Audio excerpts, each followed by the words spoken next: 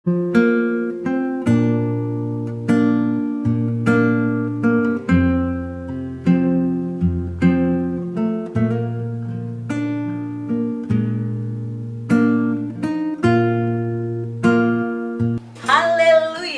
haleluya, selamat pagi semuanya. Jumpa lagi dengan saya Pendeta Deborah Dumasi Sianipar dari CBM Channel atau Christ Bride Ministry dalam acara Sarapan Hikmat, Wisdom in the Morning. No breakfast and no Bible, no breakfast. Saudaraku, saya mau membagikan rema firman Tuhan dari Amsal 14 ayat 5. Saksi yang setia tidak berbohong, tetapi siapa menyembur-nyemburkan kebohongan adalah saksi dusta. Saudaraku, saksi yang setia tidak berbohong, tetapi siapa menyembur-nyemburkan kebohongan adalah saksi dusta. Kalau saya membaca firman Tuhan khususnya Amsal ini, saudaraku, saya terkagum-kagum dengan semua kata-kata ini. Tidak ada yang meragukan. Tuhan itu, ya kalau setan ya setan, kalau Tuhan ya Tuhan. Tuhan itu yang jelas simbolnya adalah, sifatnya adalah kebenaran, kekudusan, kesucian. Gak ada di sini campur baur. Sebentar boleh zina, sebentar enggak. Khusus untuk nabi boleh zina, untuk jemaat gak boleh. Gak ada, saudaraku. Jadi Tuhan ini, ya saudaraku, dikatakan saksi yang setia tidak berbohong.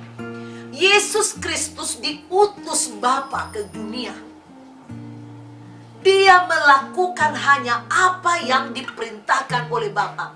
Dia setia sampai mati. Maka tidak ada kebohongan. Sekalipun Tuhan Yesus terdesak, misalnya, contoh ketika bangsa Israel, para Farisi datang untuk mengecam dia, supaya dia sebenarnya aman. Seharusnya Yesus Kristus bisa saja membelokkan sedikit, ya orang namanya anak Tuhan. Tapi tidak, saudaraku. Tuhan adalah Tuhan yang kudus. Yesus Kristus adalah saksi yang setia. Maka Roh Kudus yang diutusnya kepada kita juga bersaksi tentang dia. Kita pun dikehendaki bersaksi tentang dia. Saya beberapa kali, saudara, ketemu dengan orang di mana suaminya datang kepada saya mengakui dosa istrinya, bahwa istrinya pernah bersaksi hal-hal yang tidak benar di karang-karang, saudaraku.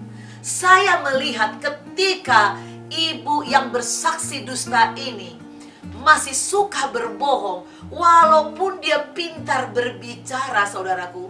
Orang yang mendengar kesaksian yang dikarangnya itu bisa nangis, saudaraku. Tetapi saya tidak melihat suatu pertobatan yang signifikan pada orang-orang yang mendengar kesaksiannya. Tuhan tidak meneguhkan kesaksian bohong itu. Tetapi kesaksian yang bohong bahkan sering dibongkar oleh Tuhan. Nah, itu saudaraku. Tetapi siapa menyembur-nyemburkan kebohongan adalah saksi dusta. Sekali lagi saya mau beritahu, bapa segala pendusta adalah iblis. Apapun keadaanmu, jangan kau berdusta. Jangan katakan, oh aku dusta karena kepepet. Jangan katakan, aku berdusta untuk menolong. No. Saksi dusta, bukan saksi Tuhan. Anak Tuhan adalah saksi kebenaran.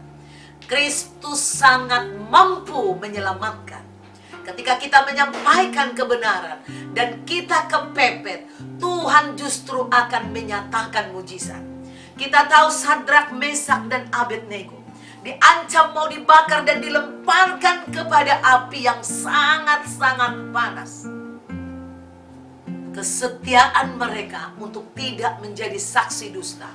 Ketika mereka disuruh menyembah dewa, mereka bersaksi dengan benar bahwa mereka memiliki Tuhan yang hidup di surga.